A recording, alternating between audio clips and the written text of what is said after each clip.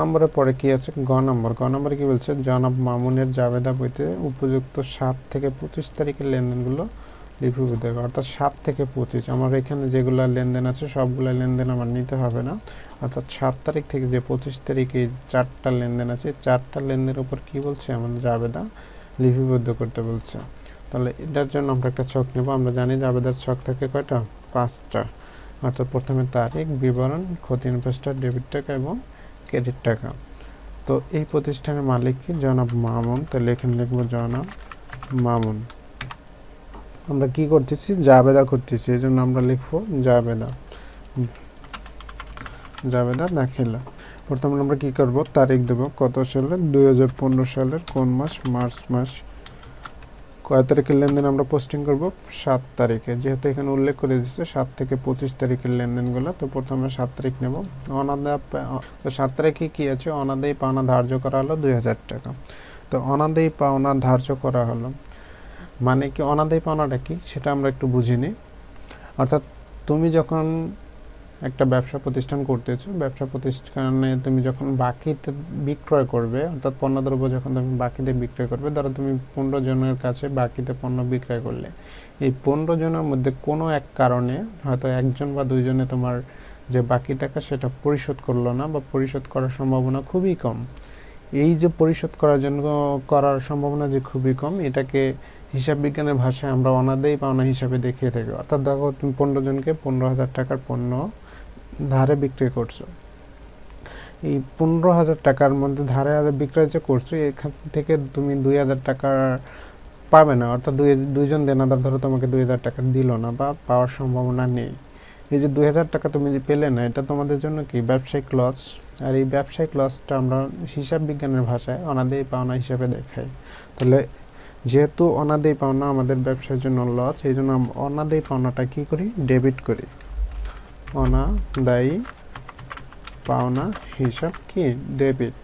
তো অনাদায়ী পাওনা যেহেতু আমাদের ব্যবসার জন্য ক্ষতি, এবং অনাদায়ী পাওনা বিপরীতে কি, অর্থাৎ দেনাদারের কাছ থেকে যে টাকা পাবো সেখান থেকে আমরা টাকাটা পাচ্ছি না, তাহলে দেনাদার কি কমে যাবে। তাহলে এই জন্য দেনাদার হিসাব কি করি, ক্রেডিট করি। অর্থাৎ অনাদায়ী পাওনা হচ্ছে ধার্য করা হলো, অর্থাৎ 2,000 টাকা আমরা অনাদায়ী পাওনা আমরা পাবো না, এই জন্য অনাদায়ী পাওনা আমাদের জন্য ব্যবসায়ের জন্য ক্ষতি, এই জন্য অনাদায়ী পাওনা হিসাব ডেবিট, দেনাদার হিসাব ক্রেডিট। কত টাকা, 2,000। ডেবিট ঘরে 2,000 লিখব এবং ক্রেডিট ঘরে 2,000 লিখব। ব্যাখ্যা দিয়ে দেব। ব্যাখ্যাটা কি লিখবো, অনাদায়ী পাওনা ধার্য করা হলো। তো অনাদায়ী পাওনা ধার্য করা হলো, এটা গেল। তারপরে আমাদের কি আছে একটু আমরা দেখে নেব। 8 তারিখে আছে কি, 8 তারিখ চেকে বেতন প্রদান করা হলো। চেকে বেতন দিয়েছো, দেখো তুমি যখন চেকে বেতন দিয়েছো, তো বেতন আমাদের জন্য কি একটা খরচ, তাহলে বেতন হিসাব ডেবিট। তাহলে আমরা বেতন হিসাবটা লিখবো। আগে কয় তারিখ, তারিখটা দিয়ে নেব। কয় তারিখ, মার্চের 8 তারিখ। তো বেতন আমাদের জন্য কি, খরচ। তাহলে খরচগুলো কি হয়, ডেবিট হয়। তাহলে বেতন হিসাব ডেবিট হবে। আর যেহেতু চেকে বেতন দিচ্ছি, অর্থাৎ আমি নগদ টাকা দিনে চেক দিয়ে দিয়েছি, তাহলে চেক দিলে কি হবে, ব্যাংক হিসাব ক্রেডিট হয়ে যাবে। তাহলে এখানে আমরা লিখব কি, ব্যাংক হিসাব।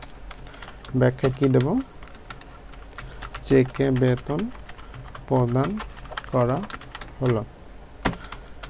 চেকে বেতন প্রদান করছি, আমরা কত টাকা বেতন দিচ্ছি আমরা একটু দেখে নিব,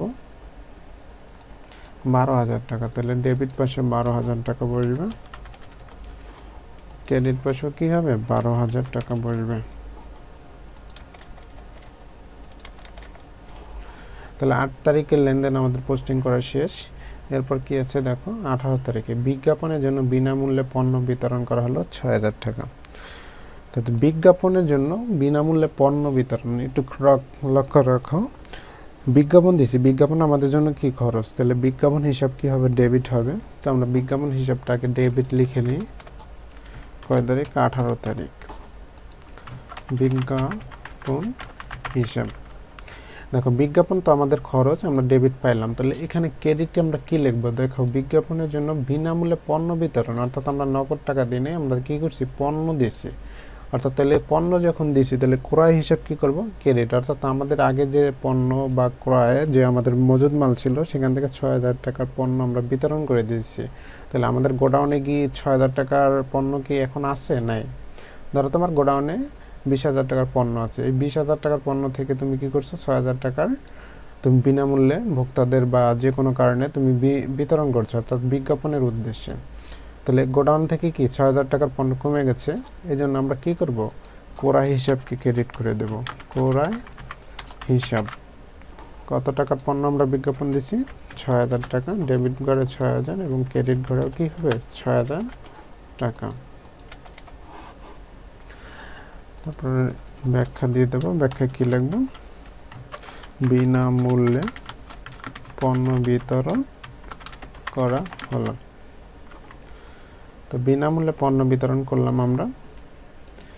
তাহলে 18 তারিখের লেনদেন শেষ। এরপর কি আছে আমরা একটু দেখে নেব। তো 18 তারিখের লেনদেন শেষ। এরপর আমাদের যেটা আছে সেটা হচ্ছে কি 25 তারিখে। 25 তারিখ কি বলছে, ব্যাংক চার্জ 350 টাকা। তাহলে ব্যাংক চার্জ করলে কি হবে,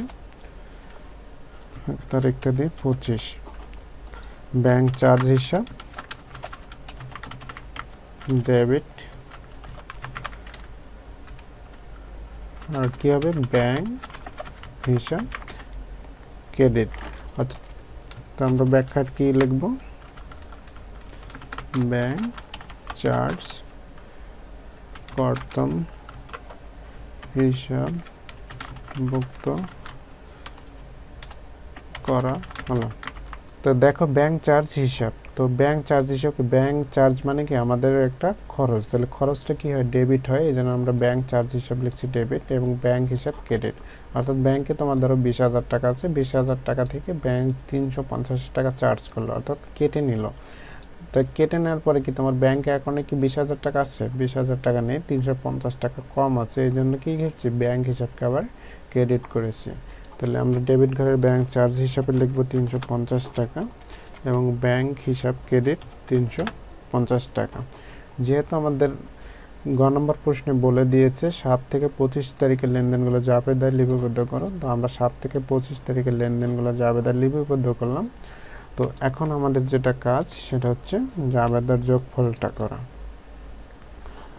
তো আমরা জাবেদাটা যোগফল করে রেখি, ২০০০ যোগ হচ্ছে ১২,০০০ যোগ হচ্ছে ৬,০০০ যোগ হচ্ছে ৩৫০। জাবেদার যোগফল হয় কত, ২০,৩৫০। তাহলে আমি ২০,৩৫০ এখানে লিখব। ক্রেডিট পয়সা কি হবে, ২০,৩৫০। আর কি করবো, যোগ উত্তরটা আমরা লিখে দেবো। উত্তরটা কি লিখবো, জাবেদার যোগফল ২০,৩৫০ টাকা।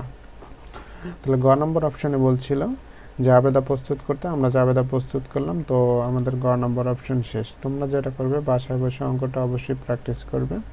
সবাই ভালো থাকো, আজকের ক্লাসে এ পর্যন্তই। আল্লাহ হাফেজ।